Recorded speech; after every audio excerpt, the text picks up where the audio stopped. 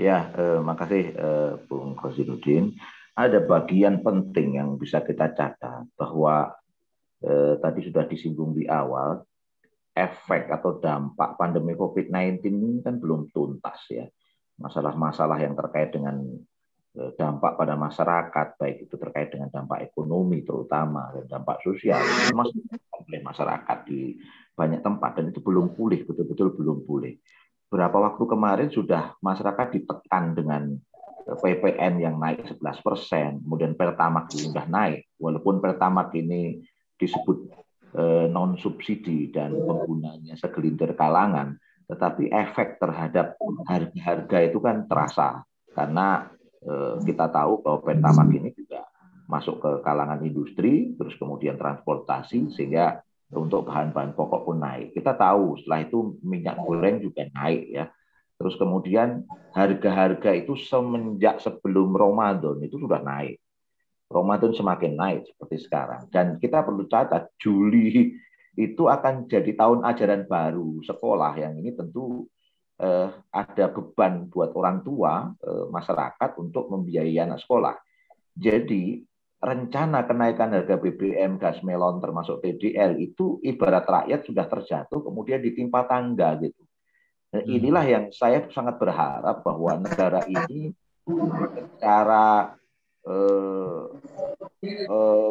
rezimnya maupun kebijakannya harus benar-benar berempati kepada rakyat. Apalagi kalau kita berikan informasi, kalau ini benar-benar dilaksanakan, maka Indonesia itu bisa terancam krisis gitu.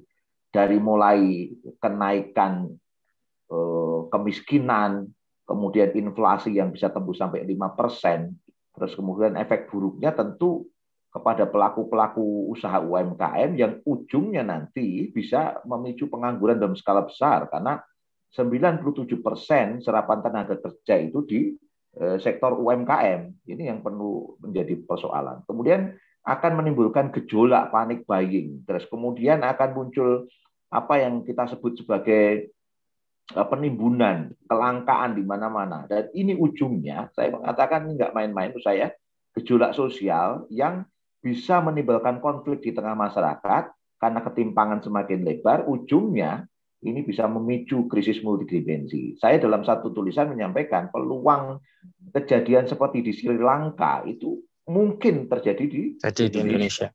Ya, ketika ini harga-harga benar-benar dilakukan. Itulah yang melandasi kita menyampaikan. Yang kedua, landasan kita itu menurut kami persoalannya itu bukan pada harga minyak dunia, tapi pada kebijakan negeri ini yang memang problem sejak dari filosofinya sampai implementasi di hulu dan hilir gitu. Kalau kita pahami. Memang betul bahwa kita itu antara 30 sampai 40% itu impor. Itu clear ya, karena kondisi kita hari ini per hari itu hanya mampu mensuplai dari produksi dalam negeri itu 700 sampai 800 barel per hari. Sementara kebutuhan per harinya itu sampai di atas 1 juta. Jadi otomatis sekitar 30% sampai 40%, nanti angka ini fluktuatif sekali ya, itu impor. Nah, impor. Nah, persoalannya kan begini ya.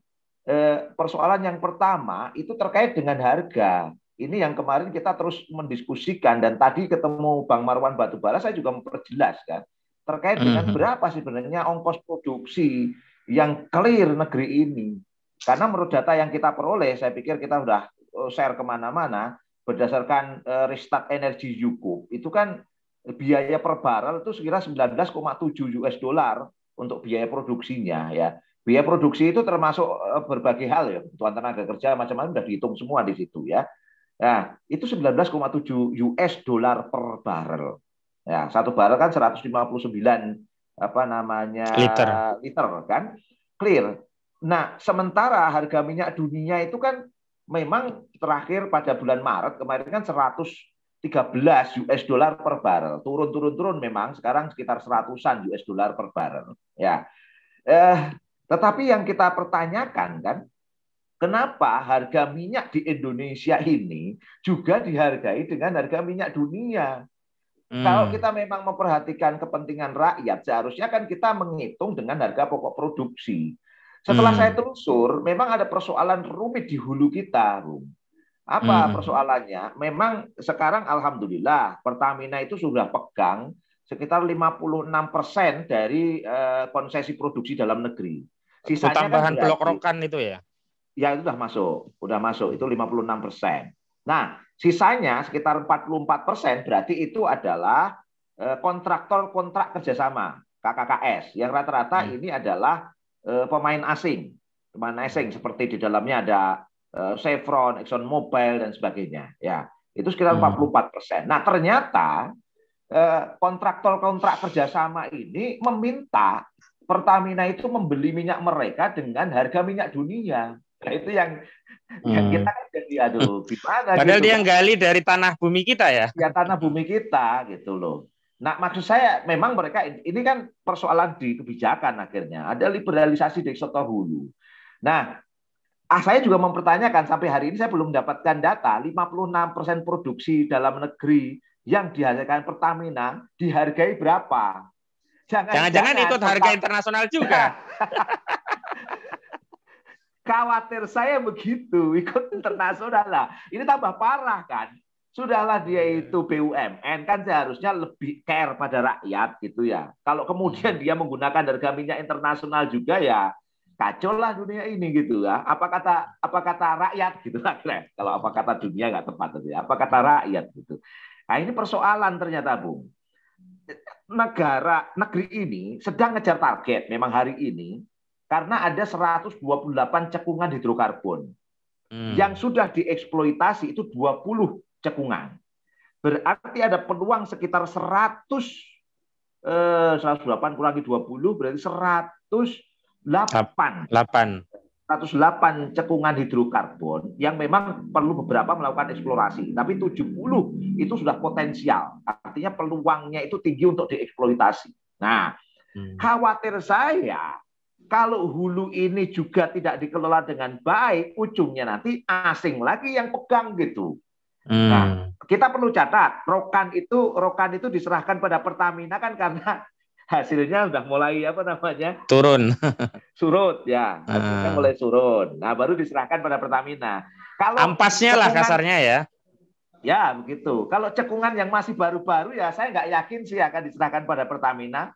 Nah inilah yang menjadi titik kritis gitu. Nah ada problem di situ. Jadi saya ingin mempertanyakan sebenarnya pada Pak Arifin Trasrip, sebenarnya ini sejauh mana kita mengelola hulu kita ini dengan serius gitu kan. Nah ini titik kritis. Tadi saya ketemu Bang Marwan Batubara, saya tanya ke beliau, Bang ini kan kita harus clear dulu bahwa harga produksi kita itu di bawah ICP, di bawah Indonesian Crude Oil, ya bahasanya kita harga minyak dunia, ya kan? Kan itu sekitar SKK Migas itu clear, rataan juga hampir sama dengan data terbaru menurut saya 2021 kemarin saya peroleh, rataan menurut SKK Migas harga pokok produksi di Indonesia itu rataan itu memang naik turun, ada yang murah, ada yang lebih ya. Itu rataan di angka 20 US dollar per barrel. Jadi itu juga hitungan saya masuk akal gitu. Secara hitungan. Nah, kembali lagi tadi kontraktor kontrak kerjasama itu minta harga internasional. Khawatir saya Pertamina juga minta harga internasional. Jelas ini akan menjadi beban luar biasa buat supply and demand. Hari ini negara minta diempati. Kenapa minta diempati? Karena harga minyak dunia mahal, Mas. Terus kemudian semua berpengaruh. Sehingga tadi dalam diskusi saya dengan Bang Marwan, memang beliau meminta ke kita agar tembakan kita bukan pada konteks lain-lain, tapi pada kesalahan subsidi. Ya, supaya subsidi ini tepat sasaran. Tapi kemudian saya bisa ke beliau kan, tapi ini kan persoalan juga diliberalisasi, Bang. Nah itu memang iya. Cuman itu penyelesaiannya itu berat memang, dia bilang. Penyelesaiannya cukup berat. Tapi kan ini kan persoalan mendasar kita gitu yang terjadi hari ini. Jadi menurut saya gini, Bung Kozin dan teman-teman sekalian, ini kesempatan kita untuk membongkar sekalian saja bahwa kita problem di liberalisasi gitu. Problem di liberalisasi sektor hulu yang sekarang akan dikejar untuk liberalisasi sektor hilir. Sehingga betul-betul pemerintah itu tidak punya beban sama sekali untuk mengelola kekayaan sumber daya yang seharusnya itu benar-benar bermanfaat untuk publik gitu. Jadi ada persoalan di hulu, ada persoalan di hilir. Nah, kemarin kita juga desakkan bahwa persoalan terkait dengan harga minyak ini kan juga terkait dengan persoalan geopolitik dunia. Nah, Ukraina dengan Rusia, ya itu clear. Tapi persoalannya kenapa kita harus ribut dengan itu? Ya karena kita menjadi negara yang tidak punya peran sama sekali dalam percaturan dunia internasional. Ibarat orang, negara kita hanya negara keempat yang hanya membebek pada politik luar negeri pihak-pihak lain. Itulah kelemahan politik. Kemudian yang ketiga, itu juga persoalan mendasarnya ternyata perdagangan internasional untuk urusan minyak ini ternyata standarnya pakai dolar Amerika Serikat. Nah, ketika dolar Amerika Serikat underlying emasnya sudah dihilangkan sejak tahun 70, ya tren harga minyak dunia pasti akan terus naik gitu. Betul. Iya, trennya akan terus naik. Sehingga apa yang dilakukan Rusia beberapa waktu yang lalu setelah krisis Ukraina ini, dia mencoba melepaskan diri dari ketergantungan dengan US dollar. Pertanyaan kita, kenapa kita nggak berani melakukan itu kan gitu ya? Itu yang harus kita lakukan juga gitu kalau mau serius gitu kan. Iya. Ya, ini agak jauh memang kalau kita bicara sistemik begini kan. Itu artinya kan soal yang harus kita selesaikan bukan ansih soal menolak rencana kenaikan BBM, tapi tadi tata ulang terkait sektor hulu dan hilir. Pertanyaan saja begini, tata ulang seperti apa kan? Karena kalau kita bicara dengan sistem yang ada, ya pengaturannya seperti itulah begitu. Apakah ada perspektif lain ini, Bung Agung? Ya kemarin yang kita sampaikan sesuai dengan di depan SDM itu, poin kita kan agar negeri ini ya menseriusi untuk melihat syariah Islam gitu. Karena syariah Islam paling tidak dari sisi hulu itu kan clear ya. Kita menyampaikan dari sisi hulu jelas itu kekayaan milik publik, migas itu. Ya kan, kekayaan milik publik, kekayaan milik rakyat. Dalilnya juga clear. Nah, sehingga kita mendorong agar semua itu kembalikan pada publik, ya gitu kan. Jangan haram hukumnya diserahkan pada sektor swasta. Ini clear pendekatan sistem kalau udah begini, ya kan. Kemudian yang kedua didorong kan agar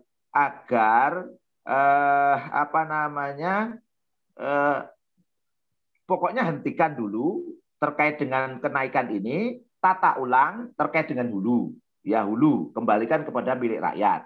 Kemudian nanti betul-betul harga pokok produksi atau dengan harga yang murah diserahkan kepada rakyat. Ada pertanyaan kemarin, Bung, bisa nggak kita memenuhi secara mandiri energi kita? Hitung-hitungan saya, diskusi dengan Bang Marwan tadi juga bisa. Karena 128 cekungan hidrokarbon itu, kalau betul-betul dikelola, potensi besar untuk bisa memenuhi secara mandiri. Itu poinnya. Belum nanti terkait dengan energi baru terbarukan. Yang ini penelitiannya hampir nggak pernah dilakukan. Hampir nggak pernah dilakukan dengan serius, padahal kita punya matahari, kita punya air, kita punya angin. Kenapa ini nggak bisa dioptimalisasi untuk mengejar ketertinggalan energi kita?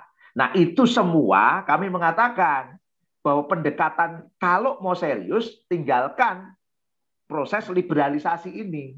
Nah, karena itu sistem liberal, clear. Nah, terus apa solusi kita? Kita kembalikan pada konteks syariah Islam itu sebenarnya gitu, Bung. Kalau kita lihat kan sebenarnya produk pembentukan peraturan perundangan sudah mengarah ke sana. Saya masih ingat di Undang-Undang Nomor 4 Tahun 2009 tentang mineral dan batu bara, itu kan semua konsesi kontrak karya yang habis semestinya kan kembali kepada pemerintah dan menugasi BUMN untuk yang prioritas untuk mengelola. Tapi akhirnya justru dikeluarkan Undang-Undang Nomor 3 Tahun 2020 yang memberikan wewenang ke mereka lagi. Nah, kembali ke Islam itu kalau dengan metode legislasi di DPR kira-kira bisa nggak itu, Bung? Dengan fakta yang seperti itu. Nah, kalau intinya kan gini, dalam proses keinginan kita untuk merubah sistem itu kan paling tidak ada beberapa poin penting untuk kita lihat ya. Pertama, penyamaan persepsi dulu. Apakah kita sepakat bahwa problem kita liberalisasi gitu kan ya? Karena Ya. ini persoalan mendasar juga. Kalau nggak disepakati bahwa problem kita liberalisasi, ya orang akan selalu menggunakan kacamata kuda bahwa kondisi yang sekarang ada ini tetap bisa ditangani dengan baik Perbaiki. dan itu pasti diperbaiki. Nah, ini liberalisasi ini kita harus sepakati dulu. Kemudian yang kedua solusinya apa? Nah, solusinya ini kan kita tawarkan syariah Islam itu. Nah, ini tinggal dua ini kalau sudah disepakati tinggal kita mainkan. Mau diselesaikan secara legislasi, silahkan bisa dilakukan. Asalkan memang para pengampu representatif rakyat yang ada di DPR itu memahami persoalan fakta dan persoalan solusi. Jadi peluang untuk melegislasikan syariah Islam ini betul-betul dilaksanakan melalui proses legislasi ya bisa. Tetapi pertanyaan saya kan, apakah DPR mau kan gitu ya? Nah, sementara begini, yang kita tawarkan. Sementara begini, Bung Agung, ada juga aspirasi di tengah masyarakat bahwa persoalannya bukan masalah DPR mau atau tidak, tapi secara metodologi atau torikoh sulit sekali berharap pada DPR. Makanya ada sejumlah pihak yang menawarkan solusi khilafah begitu. Gimana itu? Ya, kami sih berpikir begini. Tapi kita kan terus ingin mengatakan bahwa syariah Islam ini akan diterapkan kira-kira dengan apa, kan gitu ya. Walaupun saya membaca dari banyak teman-teman yang kemarin mengajukan petisi itu ya, petisi. saya baca-baca, ya itu sebenarnya nggak ada kata-kata nggak ada khilafahnya ya. Sehingga kalau di Jogja itu ada yang baper itu sebenarnya salah konteks itu sebenarnya ya. Menurut saya. Walaupun dalam pandangan saya pribadi, kayak clear bahwa apa sih sekarang sistem yang bisa memastikan tawaran kita tadi, menata ulang hulu, menata ulang hilir, menata geopolitik, termasuk menata standar kurs mata uang, itu pakai apa kira-kira supaya bisa jalan. Nah, disitulah kepastian khilafah itu gitu sebenarnya. Khilafah itu memberikan jaminan agar supply and demand, hulu hilir itu terlaksana betul dari konteks energi. Kemudian dari sisi geopolitik kita juga nggak terkait dengan ke konteks-konteks internasional. Kemudian yang ketiga bagaimana dolar itu betul-betul dihentikan, stop sekarang. Kita kembali pada konteks underlying emas dan perak. Dan itulah yang ditawarkan dengan dinar dan dirham. Inilah nyambung dengan diskusi yang disampaikan Bung Kozin ke Menko Polhukam, ditawarkan proposal khilafah itu sebenarnya. Jadi tapi sangat matching dengan energi ini. Iya, tapi sebagian juga masih ada yang menganggap kalau konstruksi berpikirnya hanya untuk meredam dolar agar tidak tergantung pada dolar. Rusia pun sudah mulai melakukan itu. Pertama, dia hanya terikat dengan rubel atau dibayar dengan emas. Nah, maksud saya apakah khilafah itu hanya dalam konteks untuk terlepas dari dolar atau ada motif lain? Misalkan ya motifnya ketaatan. Nah, itu kan nggak bisa kalau dengan yang lain begitu. Gimana? Kalau itu clear banget, Bung Kozin ya, bahwa semangat yang kita lakukan ini kan landasan yang paling melandasi kita ingin menawarkan syariah ini kan ini ketaatan kepada Allah Subhanahu wa taala. Bahwa syariah Islam itu adalah perintah dari Allah untuk diimplementasikan. Termasuk di dalamnya tegaknya khilafah itu adalah sebuah dorongan keimanan gitu. Dan kita yakin bahwa ketika syariah Islam itu diterapkan, maka pasti akan mendatangkan maslahat. Barokati minas samai wal ard. Disitulah sebenarnya syariah Islam itu secara dalil, secara qot'i itu perintah Allah, secara faktual dia memberikan solusi alternatif betul-betul terkait dengan kondisi kapitalisme yang sekarang ini menghegemoni energi kita. Nah, gitu kira-kira pandangan kita. Omong-omong ini kan 26 April yang lalu surat sudah diterima. Udah ada respon belum dari Kementerian SDM untuk katakanlah adu data? Karena saya lihat juga Bung Agung siap juga itu adu data tentang hitung-hitungan biaya produksi minyak itu berapa sih kok sampai pemerintah ngotot mau menaikkan. Adakah respon sampai hari ini? Ya. Sampai sekarang belum ada respon khusus yang memberikan respon pada surat yang diberikan pada waktu tanggal 6 belum ada. Walaupun konteks yang saya sampaikan tadi bahwa angka-angka itu harus dibuka dong oleh Pertamina gitu ya, oleh SDM gitu supaya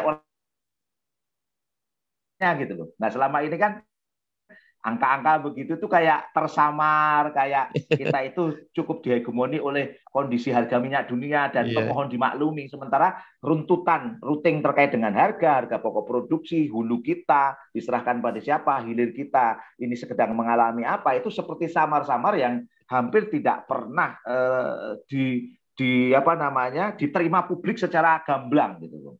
Nah sebenarnya makna tantangan kita itu seperti itulah kira-kira. Tapi saya lihat hari ini justru ada statement dari Arifin Tasrif pada pokoknya belum akan mengeksekusi rencana kenaikan harga BBM dan yang lain-lainnya. Apakah itu bisa dianggap sebagai jawaban kebijakan publik dari Kementerian SDM? Nggak jadi naikin BBM gitu. Ya kalau pandangan saya hitungan-hitungan untuk menaikkan harga BBM ini sepertinya prediksi saya akan kuat sekali, Bung. Akan kuat sekali. Tinggal masing-masing pihak itu kan sedang mencari cara bagaimana di hadapan publik mukanya tetap baik kan gitu. Saya melihatnya begitu. Nah ini yang harus kita perjelas semuanya supaya clear bahwa kita bukan sekedar berhenti pada publik, pada pejabat publik yang sedang mencari cara untuk baik di hadapan rakyat, masyarakat, supaya citranya tetap kelihatan baik di hadapan rakyat, atau menenangkan rakyat supaya gejolak nggak muncul. Ini saya pikir nggak begitu cara mengelola kebijakan publik gitu. Tapi mengelola kebijakan publik itu betul-betul harus transparan, harus memberikan info yang jelas, dan juga yang paling penting lagi memberikan solusi yang sistemik agar persoalan ini betul-betul bisa diselesaikan ke depannya, bukan mengulangi masalah-masalah yang sama terkait dengan masalah energi. Karena kita tahu bahwa memang dulu booming energi itu betul-betul di masa Orde Baru.